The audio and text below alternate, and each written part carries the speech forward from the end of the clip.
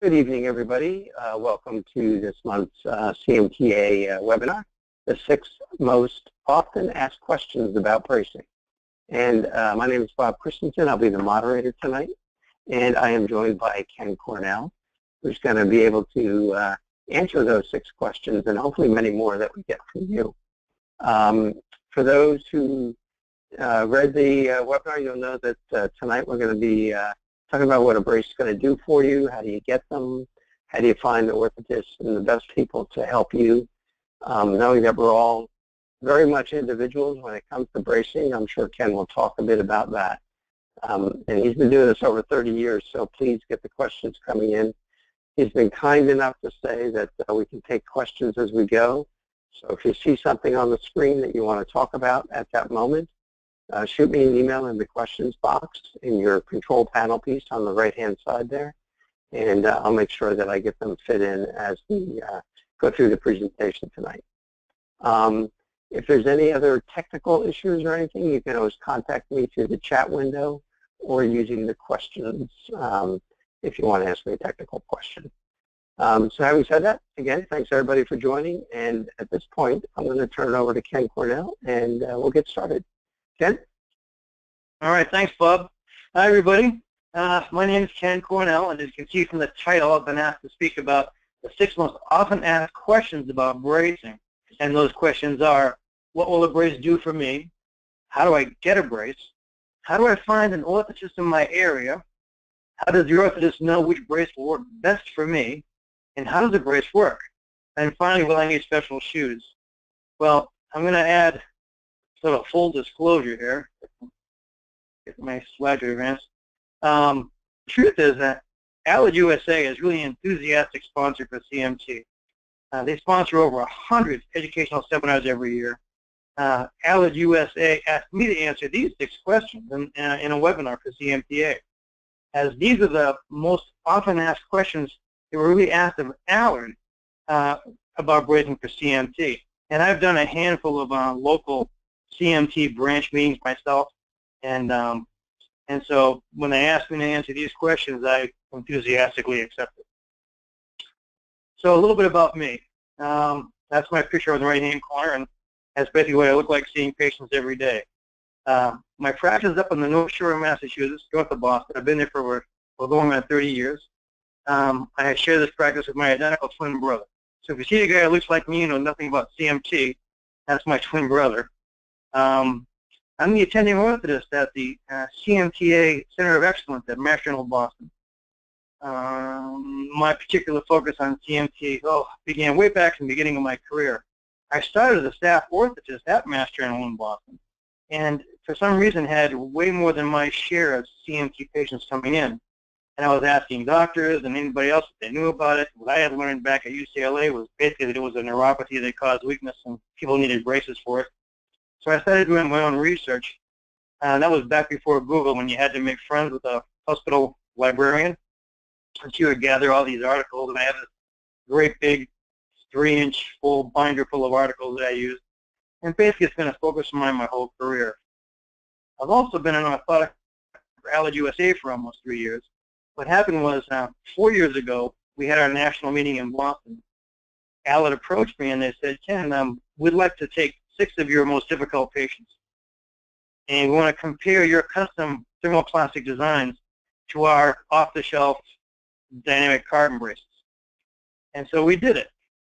And at first I was very pessimistic. I didn't think a prefabricated brace could manage any of my patients nearly as well as a custom brace that I put so much thought and design into. And we used this special thing, I'll show you a picture later, called a G-Walk to evaluate the results. And one of them was a very difficult CMT patient. And every single one of those patients not only preferred the prefabricated dynamic carbon brace, but the G-Walk data was undeniable. Everybody just plain did better. So with that, and even before we get to the 6 questions, a little bit about CMT. And I know this may be a review for a lot of people, but CMT is basically referred to as hereditary motor sensory neuropathy. Dr. Dick did that decades ago. There are currently now over 90 types of gene mutations classified as CMT. And it's a progressive peripheral neuropathy resulting in weakness and loss of sensation. The reason why I put an asterisk here is we're going to talk more about this. Classically, I'm going to talk about the classical deformities of CMT. As Bob mentioned, there are many different variations of CMT, but I'm going to talk about the classic one today. But CMT follows a very predictable sequence of muscle loss, which creates a specific muscle imbalances, which over time results in the specific foot and ankle deformities we've come to recognize as associated with CMT. Of course, the high arches, you see her ankles rolling laterally out here, the top picture. Because it's predictable, we can, in theory, create a brace to mitigate the magnitude of these deformities if it's managed in the early stages. We'll talk more about that. And of course, CMT does not affect longevity or intelligence. Classically, it just affects patients below the knees and elbows. As far as proportion of CMT, about 50% of CMT patients will have a demyelinating process going on, which is indicative of CMT type 1. And then 20 to 40% will undergo a totally different physiological change, the axonal degeneration. The myelin stays normal, and the axon itself is what degenerates. That's classic as type 2, and we'll go into that as well. CMTX, and about 10 to 20% of my patient population is CMTX. That's unusual, and then it shares both the axonal degeneration or axonopathy, but also has secondary myelin changes, so unfortunately those patients suffer from a little bit of both. And the reason why I put this here is I just want to explain a little bit about nerve cells and how they work and the difference between demyelination and axonal degeneration. So typically here you see a normal nerve. And we think of nerves as being microscopic. You need a microscope to see them. But the peripheral nerves that exit the spinal cord are basically one nerve cell that would continue all the way down to the muscle itself and innervate the muscle. In a 6-foot-tall man, one nerve cell can be up to 3 feet long. And it always starts with the cell body. And then there's where I'm pointing to this little blue line here, it's sort of like an electrical wire. This is the axon itself that runs down and hits the motor end plate and innervates the muscle. Then there's like this insulation around the nerve called myelin, which insulates the nerve and also speeds up the conductive velocity of the impulse going down up to about 55 meters per second. In this third picture here, we see the wire is connected all the way down, and that's fine. But this is called segmental demyelination. This is what happens in CMT type 1, where the myelin itself basically degenerates, and then it sort of slows the nerve conduction velocities down. So if you did an EMG study, which I know many of you have had, you would get slow nerve conduction velocities because the insulation basically around the wire is faulty. And the second type, where you have axonal degeneration, it's the wire itself that fails right here. And so here you would get normal nerve conduction velocities, but basically the decreased power, what they call a reduced compound motor action potential, affecting the nerve. Now, slide. That leads us to something we call the physiology of CMT. We're going to focus on the lower extremity. And the reason why I want to talk about the physiology of CMT is because it's important to understand that it's going to provide us with an understanding about the mechanism of this classic deformity that we see here to the right. It's also going to give us some insight into orthotic management, how to orthotically manage CMT patients. Now, several authors dating way back into the 1990s have identified a specific sequence of muscle loss. I talked about this earlier. Now, that sequence of muscle loss results in muscle imbalances. Every muscle has an agonist-antagonist relationship. So we have biceps, we have triceps, and they balance the elbow. We have quadriceps and hamstrings that balance the knee. If we had only biceps and no triceps, eventually over time, we would wind up with a flexion deformity at our elbow. That's basically what happens. And these authors, Saban and Little wrote the first time, Manning Mazurian then expanded on it, Alexander and Johnson later on expanded again, and they basically discovered that the sequence of muscle loss is related to the length of these nerve cells. The longest nerve cells are affected first.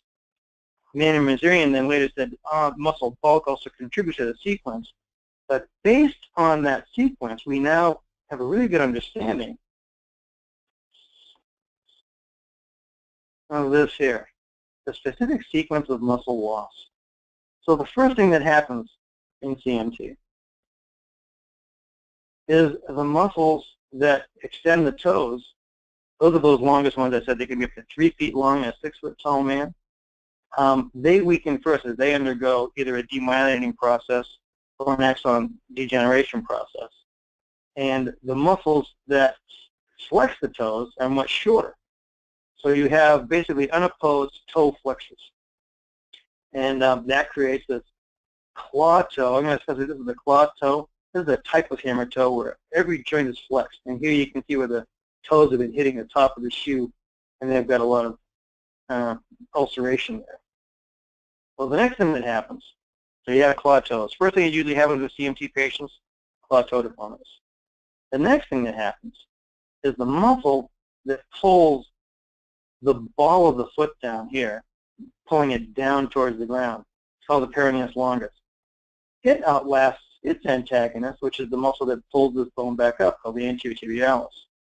And then over time, it basically pulls it down like you see in the picture here. And we call that a plantarflex first ray. Basically means that the big toe and the bone that connects it to the midfoot is called a ray. The peroneus longus pulls it down, plantar flexing it. And that creates a problem because it creates what's called a tripod effect. And for all you patients who have lateral ankle instability, where you keep rolling your ankles and spraining your ankles laterally, this is because this plantarflex first ray creates this inversion twist. Imagine if you had a tripod with a camera on top and you lengthened one of the legs. Well, then the camera would move off to one side. And that's exactly what happens with the foot, creating this varus ankle or this laterally rolling ankle. It also moves the weight line laterally. And that's why we'll get a lot of callousing under the little toe side of the foot. And this is primarily responsible for that. Next, the muscle that pulls the foot in this way here, the posterior tibialis, outlasts its antagonist, the peroneus brevis, and you wind up with a foot that we call adduction. Basically, it takes the foot and adducts it towards the other foot. And again, that is a problem for our weight line. You can see this big callus here because that's where the weight line winds up going, right there. Finally, the muscles that pull all the metatarsal heads down outlast their antagonist, and we create this high arc that's classic of CMT, 75% of CMT patients anyway. And what they basically say is this is what we call the inclination angle of the calcaneus right here. If that inclination angle is greater than 30 degrees under static weight bearing, then you have what's called a posterior cavus foot. Now that's much more common in things like polio and things like that. In CMT, the opposite thing happens. The foot goes at normal alignment to here, and then the metatarsal heads flex down. And that creates what we call an anterior cavus. So the heel's in good alignment, but it's the forefoot that's being pulled out of the line. And I promise that's as technical as I'm going to get there, but most of the patients appreciate understanding this when I present it. They want to know how these deformities happen. And if that understanding is helpful, because we can help brace, which I'll talk about in a few minutes, we can create bracing to help mitigate those deformities. So here we go. Looking at these classic deformities here, whether you have a demyelinating process or you have an axonal degeneration process going on, the result is almost indistinguishable. So whether you have type 1, type 2, type X, one of the 80, 90 types now identified, this is basically what happens. I want to talk about this for a minute. If you look at the alignment of this woman here standing, see where her kneecaps are? They're externally rotated relative to the line of progression.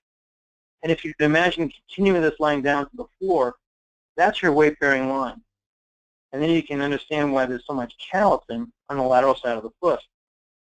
And really what happens here are her claw toes and the forefoot deducted to the side. She has this high anterior cavus foot. This imparts this plantar flexor pressure imparts this inversion twist to the rear foot, making the calcaneus go lateral, the weight line go lateral.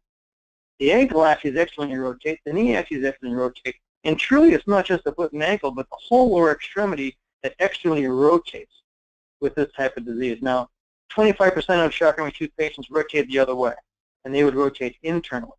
And they would have what's called a plano valgus foot or a flat foot. And while I'm not going to go into great detail here, we can brace for that as well and correct that as well rotationally many, many times. So we can. The whole idea is to manage the weight line throughout all phases of gait as we're walking. So, question number 1. What will a brace do for me? I thought about this question for a long time, and I think I wanted to reword it, rephrase, to basically say, what are the functional benefits of wearing a brace? It's really the function that gives us value. Those functional benefits are the reasons anyone should choose to wear a brace, or I would say prefer to wear a brace, kind of like eyeglasses. And I'm going to tell a quick story, I promise, but where I feel like a pretty bad parent. My daughter was in the 4th grade. First time she got moved to the back of the room, and she came home with a note from the teacher saying that she couldn't see the blackboard. She needs glasses. And I said, what do you mean? I know my daughter better than anybody. She doesn't need glasses. So sure enough, we take her to the optometrist, and she needs glasses. Fit her with the glasses, and she looks out the window, and she says, oh, Dad, look, leaves on the trees. It's like, oh, my God, bad parent, bad parent. My daughter needs glasses. I didn't know until she was in the 4th grade. First time she's seen leaves. And so I asked the question to the optometrist. I said, yeah, Doc, when do you think she'll need to wear these glasses? And he looked at me like I was kind of crazy, and he said, well, I think you'll find she's going to prefer to wear them most of the time. And right away I internalized that with all my patients, and I said, I said, my patients should feel the same way. They should wear them when they prefer to wear them. So whenever I get asked this question now, when should I wear the brace? My answer is always the same, is when you prefer to wear it. And that preference is only going to come when the brace really has functional value. So let's look at some of the common complaints that I've been hearing from CMT patients. And I actually list these now when I do an interview with a new CMT patient. I'll list these common problems and ask my patients to prioritize them and say, which are the most important to you? Let's sort of go through them quickly. Certainly, with CMT, we all know that patients get progressing weakness. Foot drop, foot slap, or often they can't walk on their heels, raising their toes, and very often as well, they can't walk on their toes either. So progressing weakness, just for talking about the lower extremities. Lateral ankle, big problem for patients. Poor balance, fatigue, and of course, I'm going to add painful calluses and hammer toes are problematic as well. So what are the functional benefits of a brace? Well, I've listed them. Here they are. What can a brace do for me is basically what it is. AFOs can improve and oftentimes even normalize gait patterns. Now, to do that, they need to restore the components of normal gait, which we're going to go into. AFOs can also restore balance. And when I talk about balance, I always talk about both static and dynamic balance. Because static balance is great. I had an attorney one time who was 6'4" and he was a litigator. And he would have to go to court. He would have to turn to his client, turn to the jury, and then turn to the judge. And many times he would stumble, and several times he fell. And he said, I don't care what you do for me about foot drop or like that. I just don't want to be embarrassed by falling in court anymore. And we could do that. I gave him back static balance right away. I'll talk about that a little later in great detail. Reducing fatigue. Reducing fatigue is huge. Some patients say that's their #1 problem.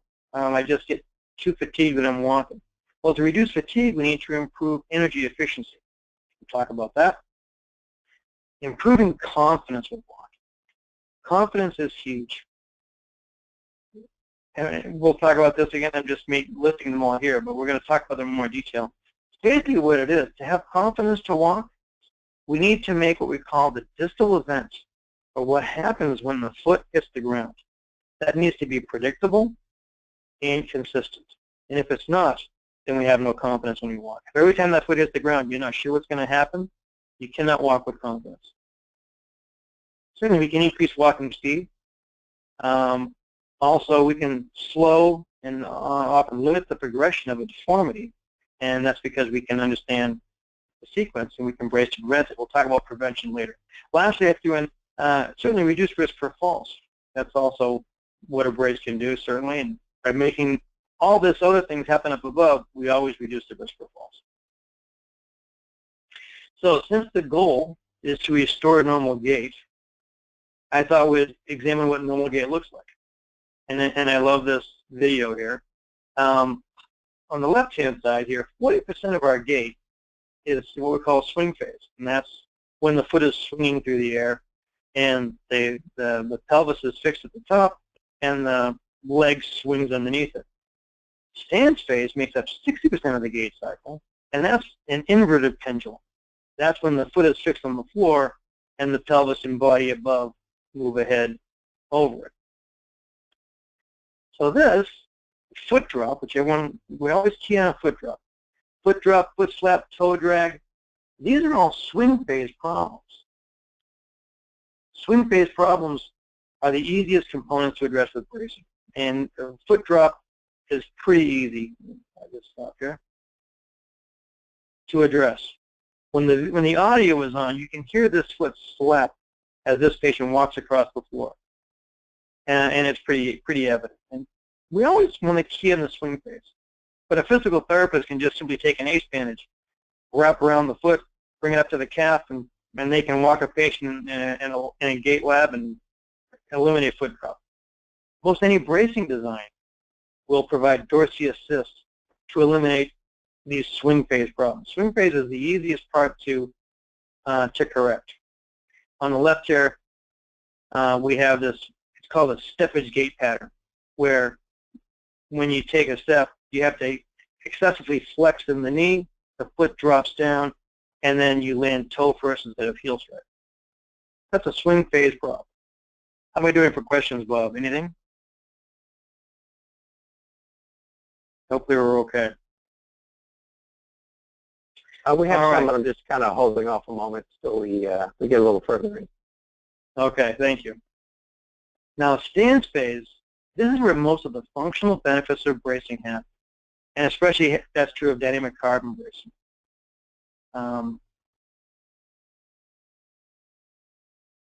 Stance phase is broken down into 3 stance phase rockers. So what's supposed to happen normally is the heel hits the ground, and then the foot slowly lowers itself down to the ground. And that's what we call first rocker, that controlled motion. So you don't want to see that foot slap as we land.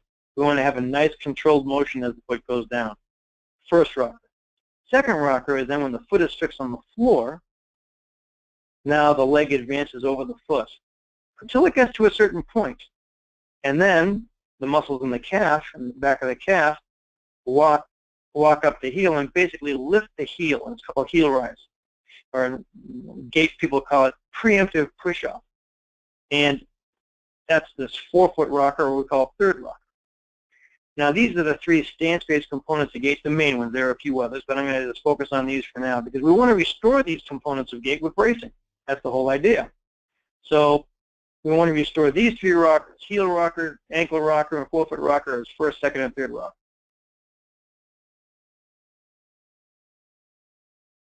Now, when we talk about the functional benefits of bracing, reducing fatigue, improving energy efficiency by restoring missing components of swing phase and stance phase.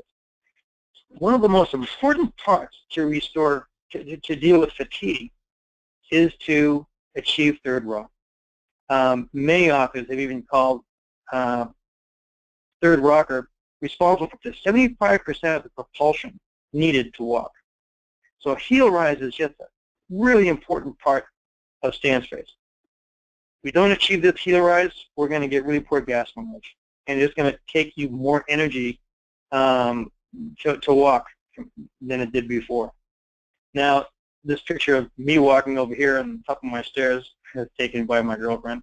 I'm trying to demonstrate the fact that we're supposed to get heel rise just of the trailing leg just prior to heel strike on the sound side. And it has to be just prior. If not, our center of gravity travels down too much. We've got so high collision loss here, and that foot hits the ground really hard. And again, that causes requires a lot more energy to walk that way. So the purpose of this slide is just to really explain that third rocker is very, very important for improving energy efficiency, reducing fatigue, and normalizing a gait pattern. At that third component to stance phase. I threw this slide in here because on the right you see this device here is called a G-Walk. This is the same G-Walk that Allard first used to show that their braces did much better than my custom designs for my patients. I went out and bought my own right after that and started G-Walking everybody. Anybody that would let me do it, I basically was collecting data on. Carrie Ann, the nurse over here on this left side, was kind enough. She worked at a pediatric hospital I work at every Tuesday, and she tested amazingly well. And I want you to watch her walk for a minute. Notice the arm swing, pelvic motion. Her pelvis is forward. She has speed when she walks. Her pelvis is always moving. It's not guarded. It's not held still. She's also moving her pelvis forward over her feet with each step. She's not walking basically behind her feet. She's moving forward. And so she's a great example of very efficient walking. And she was kind enough to let me use her video here in this presentation tonight. Thank you, Carrie Ann. The G-Walk data is pretty much undeniable. Watching her walk, she had better results in speed, stride length, less time in what we call double limb support. The pelvic data gives us all kinds of graphs for pelvic data. And of course, the arm swing manages her weight line so that she can it gives her feet more power. We're going to talk about that later when we talk about training with AFOs. So how is CMT gait different from normal gait? Well, let's look at this gentleman to the left. In swing phase, of course, it's like the first thing we mostly always key on. You'll notice here that he certainly has foot drop on both sides. Foot drop, foot slap. You'll also note that in stance phase, in a minute I'm going to ask him to walk on his heels or toes and he won't be able to do it. But he has a little excessive trunk sway. This is certainly what we would call an apropulsive gait pattern. Here he is, I'm asking him now to see if he can pick his toes off the floor or his heels off the floor. And even holding on, no toes off the floor, that's indicative of a dorsiflexion weakness of the foot drop, and he can't get up on his toes. His gait is slow, it's unsteady. And as we walk, you'll see how he guards his pelvis. He doesn't get a whole lot of pelvic motion as he walks. He has some lateral ankle instability, but not much. Now, part of the problem here is his balance is bad. He has poor dynamic balance and certainly poor static balance. So this is typical of the deficits that CMT patients face with their motor loss and sensory loss.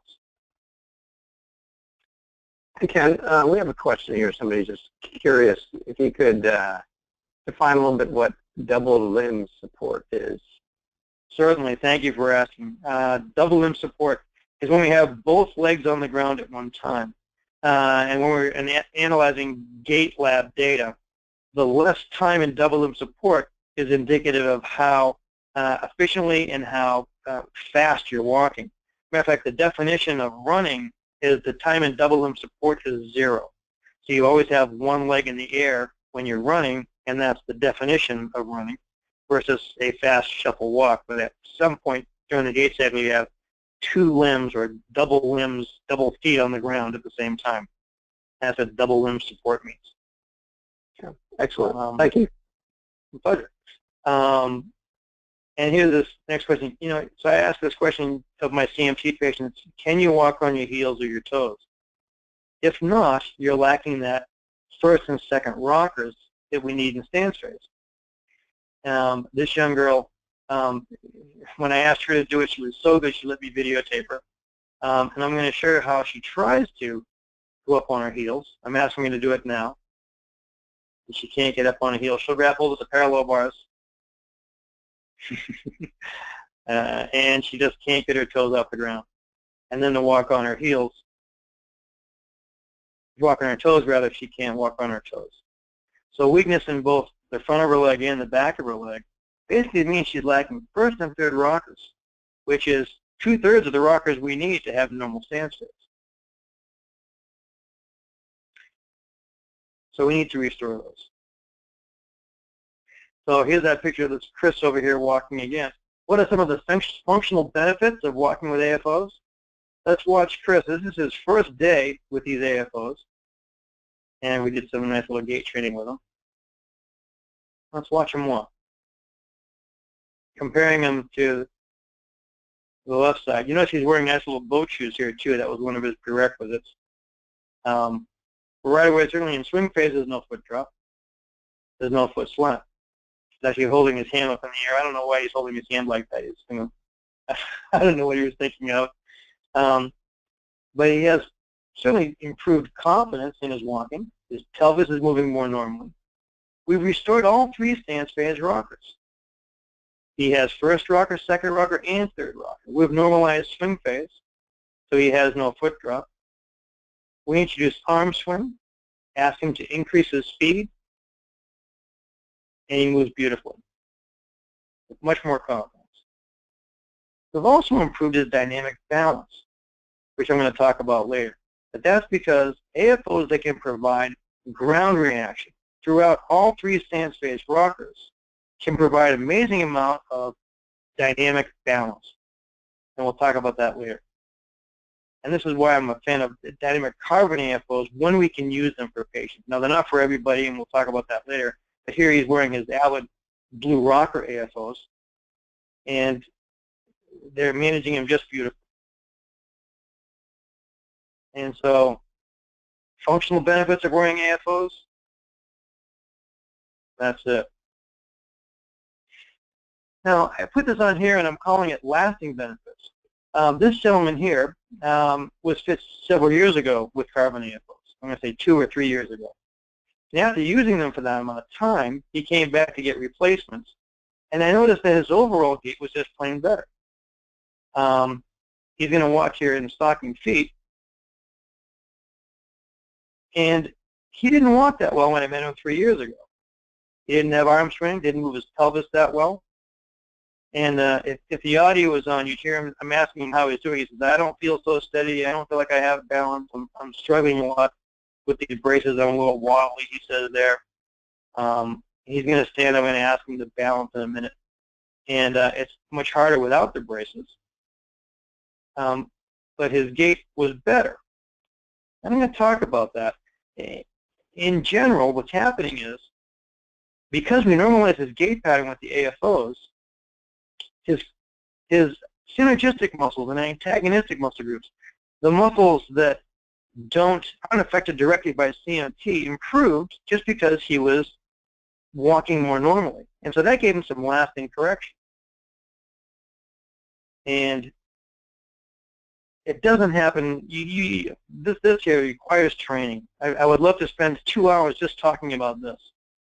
But all my patients, when you first put new AFOs on them, will generally just walk the exact same way they did without the AFOs as they did with them. It requires a lot of training. CMT patients, I applaud them, because with the amount of deficit they have, with the weakness, sensory deficits, they've developed strategies to be as functional as they can. It's amazing what CMT patients can accomplish. But those new strategies that they've learned, they're pretty proud of, and they don't want to let them go easily. So the first thing I have to do is unlearn all the old habits and get them to experience moving in a different pattern, in a different way. And to say it's terrifying is no understatement. To ask a patient who has loss of sensation in his legs, who has weakness in both legs, and knows that if he moves his pelvis, he could stumble and fall. To ask him to do that just because he's wearing a brace on his leg should be terrifying, and it often is. But now we do this training, and we get them to experience in such a way that we can do it relatively quickly now, and then we get the results. If we watch Chuck here walk now, I don't know what that first step was. He was winding up. But here he is walking with these AFOs. This is the guy who owns a machine shop. And he used to walk the floors, and invariably somebody would come and ask him a question. And he would spend so much time focusing and to concentrate so hard on just maintaining his balance. He really couldn't even pay attention to what somebody was telling him or asking him. Now he says he goes to talk to people on the floors, and it's like a ninja was creeping up on him. They're shocked to see him there. He says, usually we can hear you coming. And he walks. His gait is just really improved. I want to say that again. You watch him walk, again, swing phase normalized. Stance phase is normalized. We've returned all three stance phase rockers. Look at the confidence in which he's walking. Pelvic motion, arm motion. I'm old. I'm 60 now. But I talk about, Elvis Presley moving his pelvis. John Travolta moving his pelvis. The truth is the best athletes in the world can move their pelvis better than their competitors. A baseball player can throw his pelvis to the left, throw his arm to the right, and then reverse the other way and make the throw better than a competitor. Pelvic motion is key to athleticism, balance, and helping us manage our weight line so that we can do more powerful and better movements. So a guarded pelvis is one of the most important things to correct once you normalize the foot and ankle mechanics. I also just have my patients stand and lean forward. They've got to get their pelvis forward again, shoulders back, and that helps them discover ground reaction. By discovering this ground reaction, they get balance. The last thing we do, of course, is incorporate the contralateral arm swing, and boy, that gives you power. Talk about this just for a minute. When I was learning how to ski when I was 17 years old, drove myself up to the mountains here in New England, and I wanted to learn how to ski. I remember being scared to death on the top of this hill, and the ski instructor kept telling me where to put my hands. And I said, hey, not for nothing. I said, can you tell me where to put my skis? And he said, no. He said, listen, your hands are in the back of you, because I was afraid to fall. He said, move your hands forward like I told you. And basically, he had me hang onto a pole, and he tried to pull me off balance. And with my hands behind me, like I preferred to wear them when I was afraid, he could pull me so easily. With my hands in front, boy, I could practically pull him up the mountain, up the hill. And I had so much more power. Well, 25 years later, 30 years later, much later, now I understand what he was telling me. Basically, he was managing my weight line by telling me where to put my arms and my upper body. If you don't move your arms and shoulders properly, your feet have the power they need to propel you into your next step. So it's really important to manage your upper body as well as your lower body to help manage your weight line. That's what gives your feet power. Moving on. Hey, Ken, I want to stop here just for a second, because that was a really a good demonstration there. I have someone here who has a carbon fiber, different than the outer one you were showing there, with like kind of, as they're describing it, springs that come up the back of it, and that pulls up on their foot, and it's creating a lot of pressure when they're wearing their shoes and using these braces. Like, what is it? Maybe just talk real briefly about the different kinds of bracing, and does that kind of wear and tear where it hurts kind of tend to go away, or does that indicate a bigger problem with the braces that you have, that maybe something needs adjustment? Yeah, it's definitely the latter. If the brace is causing a pain or a problem back of the heel, back of the calf, it needs to be adjusted. These braces shouldn't be causing impingement on the side of your foot if it's straight lateral, in the back of the heel, or on the side of below your ankle bones. Or it should be pretty much comfortable to wear everywhere. The dynamic response comes through the strut of most of these braces and partially through the foot plate as well. But there are many ways to adjust the position of you in the brace, or maybe the brace I have to look at the brace to see exactly which one it is, but if it's causing a problem, I hope I'm answering the question properly. If it's causing a problem in the back of the heel, back of the leg, or on the side of the foot, you need to be moved off and protected from that. It shouldn't be uncomfortable at all. It should fit nicely in a shoe. You can see my friend Chuck here. He's wearing it in regular sneakers, which work great. But I've got patients who wear nice dress shoes, and we'll talk about that when we get to the shoe section. And usually these things can be managed. So I hope I answered the question. Yep, that was perfect. Thank you. Thank you. All right, restoring balance. Boy, I'll tell you, another functional benefit that we listed earlier. This is probably the most underappreciated benefit until it's restored.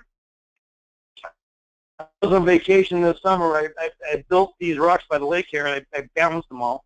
I was so proud of myself, I took a picture. I said I'm going to use it in this presentation. And I got these rocks all balanced beautifully statically. But we're not dealing with rocks here. We want to deal with people.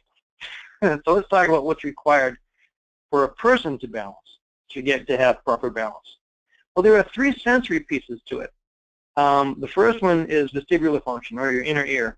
And everyone who knows that when you spun around 10 times to then go pin the tail on the donkey, you know when you mess up that the fluid in your semicircular canals, you have a real vestibular problem with balance. Vision is also another sensory component required for balance. When you focus on the surroundings that are static around you, you can focus on those basically and help tell your body where it is in space. The third thing is the problem that happens with Charcot-Marie-Tooth disease. We lose something called proprioception. Proprioception is basically that ability to sense where your center of gravity is over your moving feet, or to sense where any body part is in space without looking. And unfortunately, proprioception is lost with the sensory, either axonal degeneration or demyelination component to CMT. Yeah, it's lost with progressive demyelination or axonopathy associated with CMT.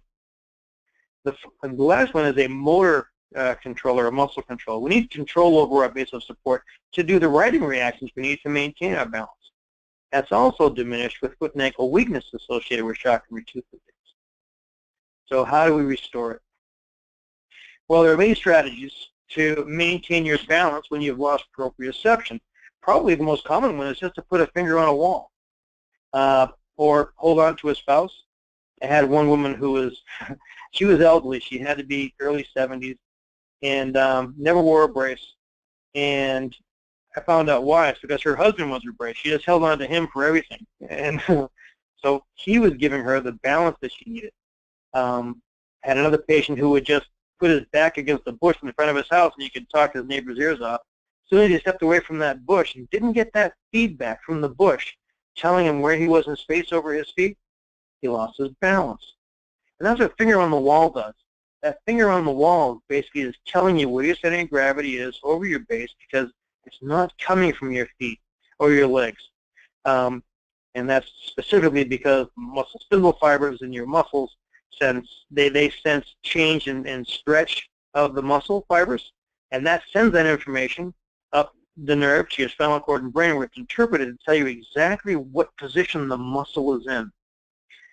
You lose that when you lose the sensory part of your peripheral neuropathy. Now you can also put a knee against a coffee table. Putting a knee against a coffee table is a great strategy because then you can grab that full martini glass that's being offered to you and you won't lose your balance. There, the shin bone is in contact with the tibia and it's basically telling you where you are in space. You have balance, static balance. You do the same thing in a ski boot. Lock yourself into a ski boot, even better yet, then take that ski boot and lock it into a ski, and you have amazing ground reaction. So that if you try to lean forward or lean back, the ski would, or the ski boot would move into the ground and it wouldn't be able to move because it's very stable and solid on the floor. That force is transferred up to the top of the leg here where the boot gets to the top and the boot gets to the front, and that's how you tell you are in space. Talking about skiing for a minute too, I like to talk about snow skiing with CMT patients because I find that many of my young CMT patients can compete directly with non-CMT patients in snow skiing. A ski boot makes an amazing brace, and a ski adds that ground reaction force that I'm going to talk about later amazingly well. And by locking up the foot and ankle and putting yourself into long skis, CMT patients are generally even better at feeling those forces and understanding what they are. They're often, maybe they're better skiers just because they're better at managing, interpreting these forces at the top of the boot better than a normal person would be. So skiing is a wonderful sport for CMT patients. Balance. Let's look at balance. This is my friend Mark again. I'm going to ask him here. Yeah. Ken, I just, we have someone here who's asking, you know, when you walk into a dark room and you close your eyes, or when you're washing your hair in the shower, looking at the sky, is that kind of the same sort of thing you're talking about? Exactly. Now, proprioception. Proprioception. When you go to the doctor, when he asks you to put your feet together, hands by your sides, called a Romberg test, what he's doing there, he's testing your proprioception. Police officers will do it to see if you've had too many cocktails. But that's exactly right. I'm going to make a good explanation about that right now, I think. I'm going to talk about static balance versus sensory balance. And know these are all basically because of proprioceptive loss. So when I'm asking Mark here to stand at the parallel bars, I'm going to ask him to stand tall and let go of the bars, put his hands on his hips. This is called the best balance test, which I'll talk about in a minute. And right away he fails because he has to bend his knees. His static balance is poor. And we ask him to close his eyes, he loses his balance very quickly, and he has to hold on. That's called the best test, BESS. Now here what I've done, this is in the old days, I had him in a ground reaction solid ankle AFO. And I'm going to ask him to do the same thing, and here he's standing right away. No crouch. Hands are solid on his hips, and watch his knee look for ground here. I ask him to close his eyes. He's looking for ground, stumble a little bit there with his knee. He's going to find it very quickly. The ground reaction from the brace is going to tell him where he is in space. And that makes him basically solid as a rock, standing there. And this is how ground reaction restores static balance. Static balance. This brace doesn't flex, doesn't move. He's going to, if the heel comes off the ground, he'll lose that ground reaction force. If he drops his knee back too far, he'll lose that ground reaction force. It's good for static standing. And that's basically how it works. Sort of like a ski boot or coffee table against your leg. This is that best test I was referring to. I'm not going to spend a lot of time going into this, but basically, I'm trying to make this a standard for testing static balance with CMT patients in braces and out of braces to assess the functional benefits of it. Testing for dynamic balance, that's a tough test.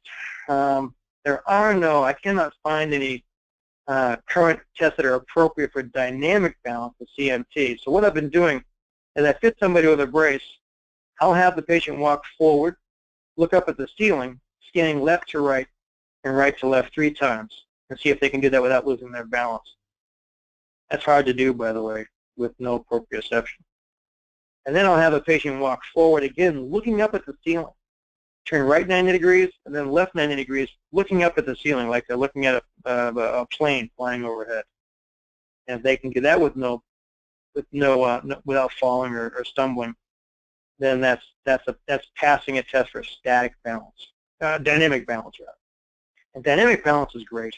I remember I had a patient just walking and looking around the room for the first time, and he said he hadn't been able to do that in years, and that was a wonderful thing.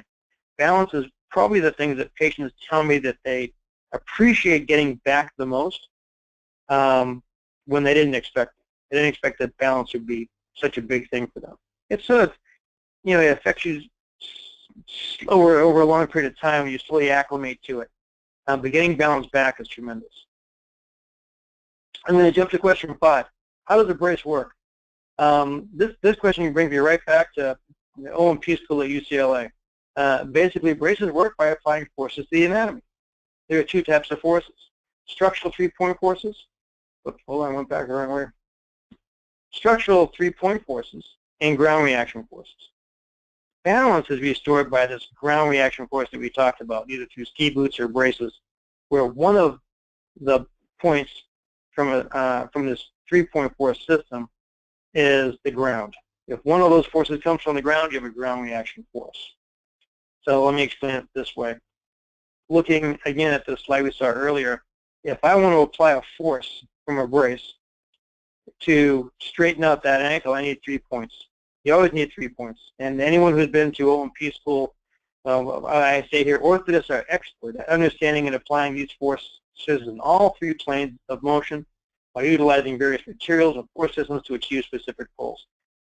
Orthotists understand this. We've all been through it many, many times. And in our head, we can sort of see these 3-point force systems, up to 8, 9 of them in one single brace working all at the same time. But here's looking at just one. A 3-point force to push the ankle medially needs to be held by a static force here in the heel and up here in the upper calf. And obviously, if we could push those together, you would see that you would correct the ankle. Here, same thing. If I wanted to, dorsiflex the foot and hold the foot up, if it was standing on the floor, but to pick the foot up, there would be a force from the foot plate up here, a downward force from the shoe, actually, pulling down this way, and then a counter force from the brace up here. That's the 3 points to dorsiflex or pick up the foot. So braces work by providing forces, always 3-point structural forces or ground reaction forces. That's how braces work. Continuing on how braces work, there are several reasons why I'm enthusiastic about dynamic carbon braces. They've really revolutionized how I've been managing my CMT population when I can. And I will go into the ones that are appropriate in a few minutes. But the reason to be enthusiastic about carbon bracing is because they apply forces to restore all 3 of those stance phase rockers, those 3 components of stance phase. Regular thermoplastic braces can't do it. A leaf spring design can restore 2 out of 3. A solid ankle could restore 1, maybe 3rd rocker, but that's at the expense of 1st and 2nd, where you don't get to move the ankle. Jointed AFOs, similar problem. None of the thermoplastic designs can restore all 3 stance phase rockers. Beyond that, carbon braces have exceptional transverse plane strength. Now that means that rotary strength. When I said that patient had a rotary deformity in the beginning, an external rotary deformity, carbon braces are much stronger in that transverse plane, and yet they're dynamic that way. So they'll give slightly and then spring you back. Dynamic ground reaction, number 3, that assists in restoring both static and dynamic balance. Because as you see in the picture here below, the dynamic carbon AFO stays with you through all 3 stance phase rockers because the material deflects. So here it deflects back for first rocker, controlling that, and here it will deflect to the certain point, and then it'll be strong enough to lift your heel off the floor, giving you that propulsion, that preemptive push-up that I talked about earlier, that really improves your gas mileage. It's so important to for reducing fatigue as you walk. Of course, they're very lightweight, and high strength means less material on your skin. Thermoplastic braces tend to have a total contact approach, where you need total contact over a lot more skin area. Dynamic carbon braces don't, because they're just stronger. So you can use less of it. You still need to distribute the forces nicely with enough area space, but you can get by with a lot less. Question number 4. How does an orthotist know which brace is best for me? Well, that is a tough question. There are so many different variables. And here I say, just to scratch the surface, not all orthotists have the same level of experience with Charcot tooth disease, and even all the specific orthotic designs that are available. And number 2, patients, I think, oftentimes have a hard time telling their orthotist what particular problems they have, because they really need to prioritize them. This is what's most important to me. Orthotists sometimes want to solve all your problems, but all your problems may not be important to you. You may just want to have just lateral ankle instability, just fix that. Or just fix my balance, like that attorney told me. I just don't want to fall anymore. And so trying to figure out the best design basically means, getting that information exchange back and forth between the orthotist and you. As far as designs go, oh my gosh, so many different designs for different presentations. Which design is right for you? Looking at all these braces here, I'm going to honestly say that all these braces have application for sharpening tooth disease. They really do. I know I've keyed a lot on these carbon braces that I'm circling here now. This Allied Ypsilon, the regular toe-up, and the Blue Rocker. I use a ton of Blue Rockers and Ypsilons. But let's go over some of these braces. This is what we call a simple posterior leaf spring. And remember I said it can be stored 2 out of 3 stance phase rockers. Here you see the brace plantar flexing, passively controlling that foot slap. So it's nicely restoring first rocker. It's allowing the leg to advance forward over the foot, but it's not strong enough to pick the body weight up and get the heel up the floor. So you lose third rocker. Solid ankle AFOs, they're solid. They don't allow the foot to plantar flex, so you lose third rocker. And because there's no motion of the foot relative to the knee, there's no second rocker. But you will get third rocker. If you push hard enough into the strap, your heel will come off the floor.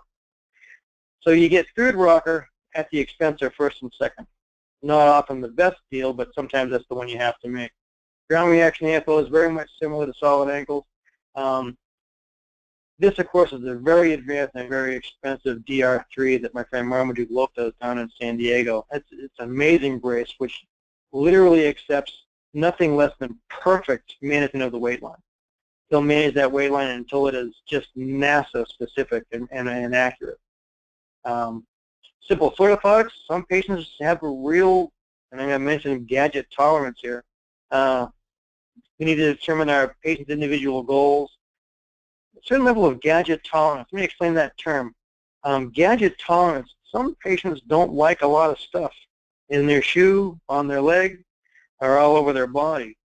And so some patients that just, stop my ankles from rolling and relieve all my bony calluses, and they'll just want just simple foot orthotics. This SMO I'm going to go into later is a great tool to have for someone who's just starting out and has at risk to develop some,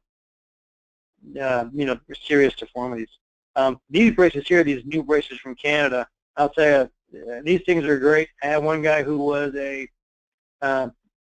geologist working the Army Corps of Engineers, and this guy was always down in quarries, crossing the jetties and moving all kinds of terrain. He needed to be in boots for some activities, sneakers in others, and dress shoes for others.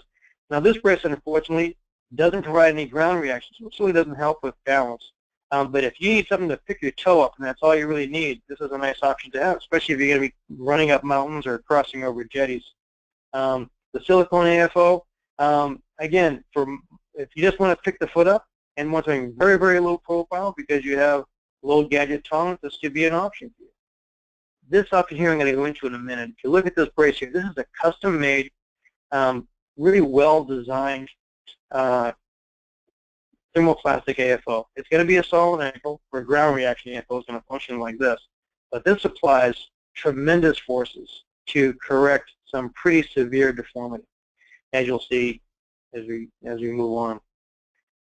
We also want to know the expectations for each design, and they also be based on the basic principles for CMT. And orthotists need to understand these principles. We're losing both motor and sensory, and we're predisposed to progress these rotary deformities, which are quite predictable. So, Ken, I just want to jump in here real quick. We are at 8:30. It's scheduled to go for an hour here, so we should probably move on quickly because we have a number of questions I think would be good to answer this evening if we could. Certainly. Speeding along here. If we look at this woman here, you see the magnitude of her deformity. I'm going to move the camera to the back. Her heels are practically sideways.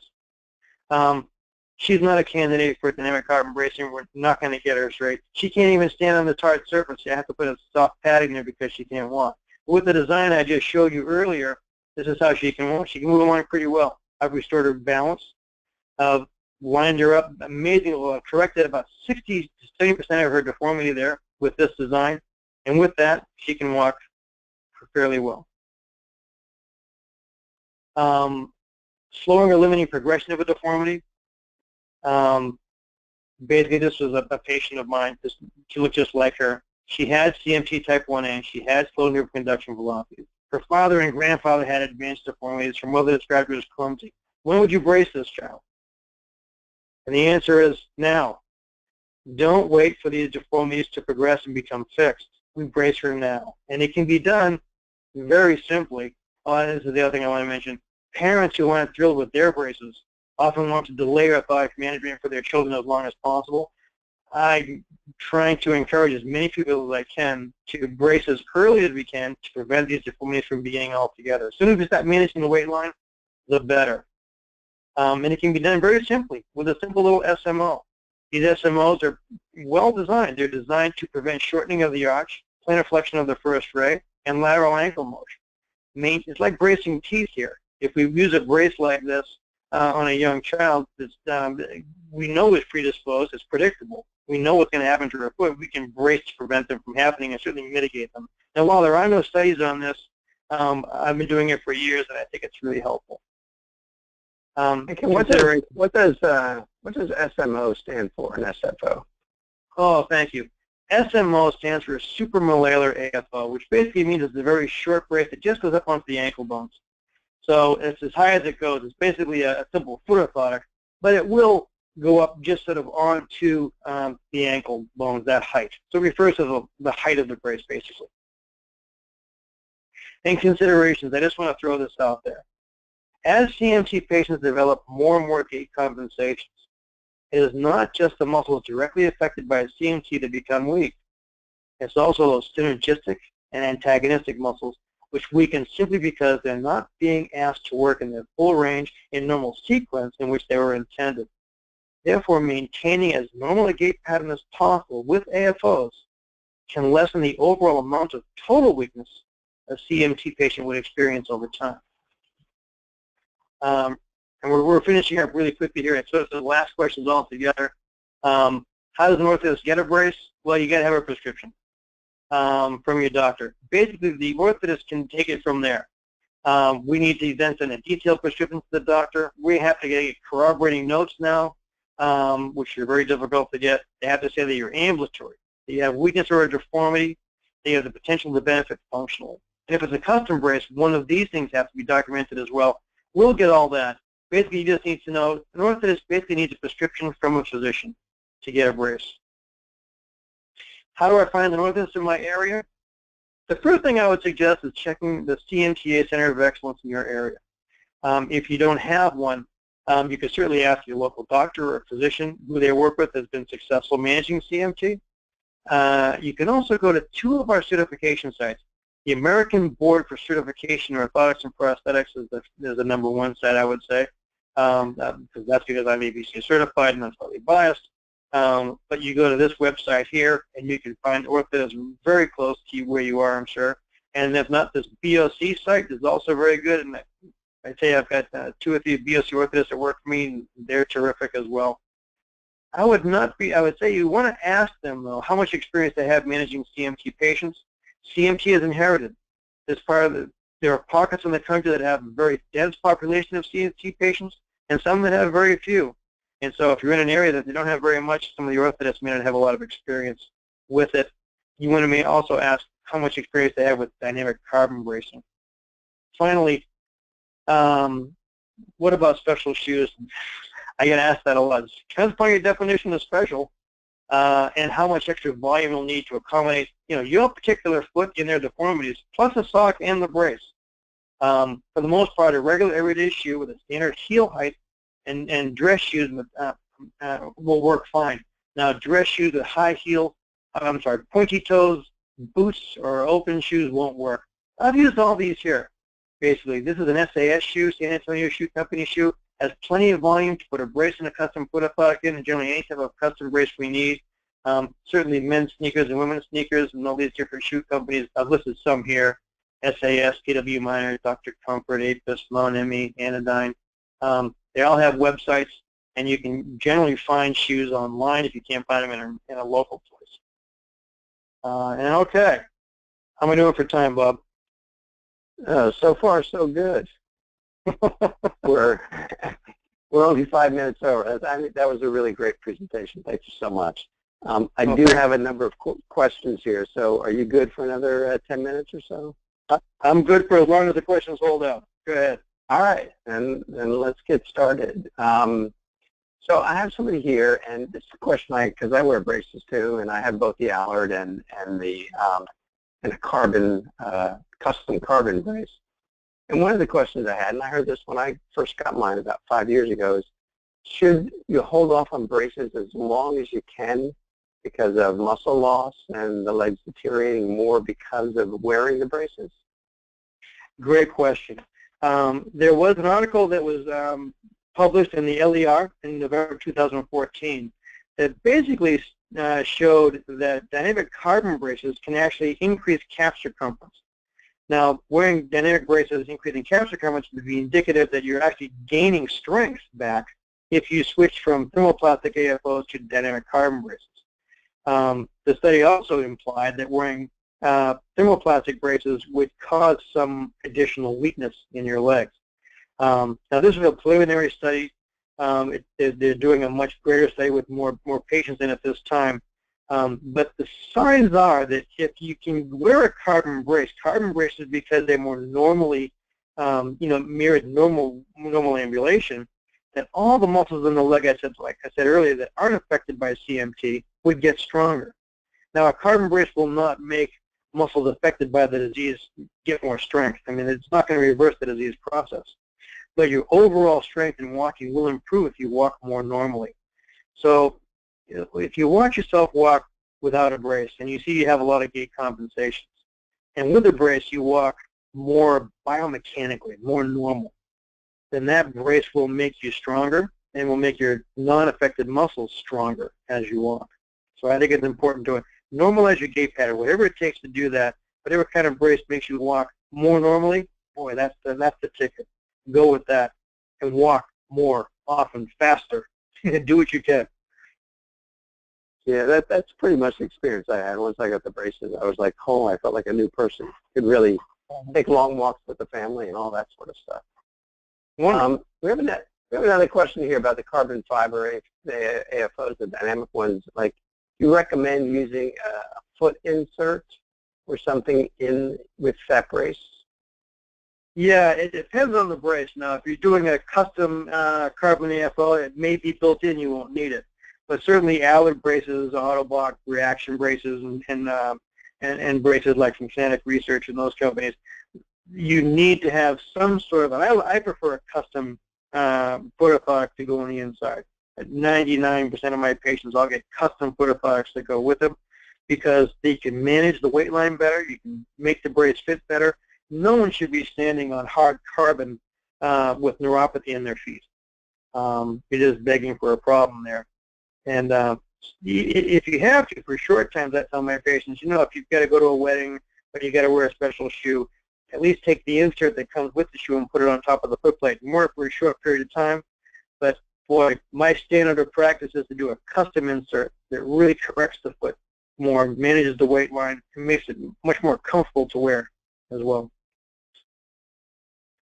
Okay, thank you. So here's another question. If you don't have any dorsiflex on at all, can you still wear these braces? Absolutely. Zero dorsiflexion? Yeah, that's called a flaccid. Zero dorsiflexion is just strength to lift the foot up. Yeah, absolutely. Any brace that will pick that foot up, you'll want to do something to correct that. Swing pace, I didn't mean to, belittle the importance of swing pace. You shouldn't be walking with, a steppage gait pattern or foot drop if you don't. So definitely manage. And a carbon brace, Allard Ypsilon is the one that I like for that. It's basically the smallest, has the least resistance. It feels like you're not wearing anything when you wear it. It's certainly strong enough to manage swing pace and also control the transverse plane of your foot. So you won't be working so hard. It can also restore some balance because if you have foot drop weakness, you probably have some sensory loss as well, depending upon the type of CMT you have. Some CMT types have more sensory loss and some have less. But yeah, I would think the simplest carbon brace that holds your foot up. Doesn't have to be as strong as Blue Rockers or some of those others. If you don't need to have your heel rise so you can walk on your toes, and get a brace that has less resistance and just manage the swing phase. All right, so we have a bunch of questions here, and I want to give thanks to Allard too. I know they helped organize tonight's webinar. And we have a few questions about those. The first and foremost is about availability in other countries, Canada specifically. Do you happen to know if you can get the Allard braces in Canada? Yes, I mean, Allard comes from Sweden, and they have a huge multinational sales force now. And I believe, boy, they're even they've got somebody there working down in South America now, all through Europe, North America, Canada. I'm sure it's easy to get an Allard AFO. Yeah, if you went to their website and even called them up, they could probably refer you to a local district manager up there or something like that, that they could help you find somebody close to your area. Right. Now, we've certainly talked about a bunch of different braces this evening, and someone's asking the question, you know, is Allard the best one out there, or how do you make a decision? How do you make a finding as to which way you want a patient to go? Yeah, good question. I mean, really it depends upon the patient. I use a lot of Allard braces for CMT patients, but not exclusive. I'll use other braces as well. If another brace has another, you know, a characteristic that's more appropriate for a patient, yeah, I'm certainly not a purist in any one form. And certainly patients who have excessive deformity and aren't candidates for off-the-shelf braces, maybe candidates for custom carbon braces. And there are a bunch of companies out there that offer that as well. I'm sorry that's not a great answer, but it really depends upon the patient. Is Allard the best? I like Allard. I like it for the best off-the-shelf prefabricated dynamic carbon brace. And if I told you I use probably 85% of my patients who get Allard carbon braces, that's probably the truth. And there's a question about Medicare covering braces, specifically asking about the Allard braces, but in general, do you think that, you know, Medicare coverage? Oh boy, can I? Yes, Medicare certainly covers Allard braces and all carbon braces. A prefabricated dynamic carbon AFO comes with a very specific procedure code. It's L1932. It is certainly covered. It is not a rare or exotic code or anything like that. It's very standard, and it's covered every day. The caveat with Medicare is that Medicare says you get one brace every 5 years. And that's really, to me, that's a really unreasonable regulation that they have. But I've even asked some patients to, if they could switch from Medicare to a managed Medicare product like a local HMO or a managed, maybe Blue Cross Blue Shield has managed Medicare programs. Most insurance companies do. Switching to another company that doesn't have that really unreasonable 5-year rule is often helpful.